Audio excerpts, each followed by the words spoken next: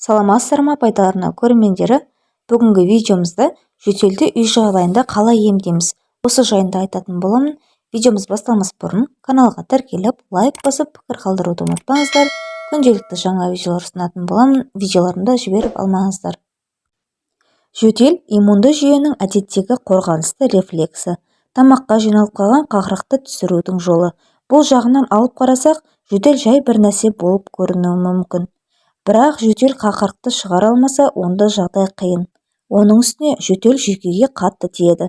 Қайта-қайта жөтеле берген ешкімге ұнамас анық. Кейде тамақ ауырып қалады. Сондықтан жөтелді күні бұрын емдеген артық етпейді. Жөтелде үйде жатып емдеудің жолдары баршылық. Соның бүгін біз 5 тәсіліне тоқталамыз. Балдың нағыз табиғи дәрі екенін бәріміз білеміз. Жөтелді емдеуге де пайдасы көп. Тамақтың қабынуын басып, шырыш қабатына май сияқты жағылады да ауырған қышыған тұсына ем болады. Балдың ішінде қарақұмық балының жөтелге пайдасы көбірек. Бал антиоксидант, қатерлі ісіктің алдын алу ретінде қабынуды басу және антибактериалды қасиетті жағына өте пайдалы. Инфекциямен күресуге көмектеседі, әрі иммун жүйесін жақсартады. Балды шайға не сүтке қосып ішкен абзал, жай өзін ғана жеуге де болады. Зімбір тропикада өсетін шипалы өсімдік. Тамаққа қоспа дәмдеуіш ретінде салып жейді.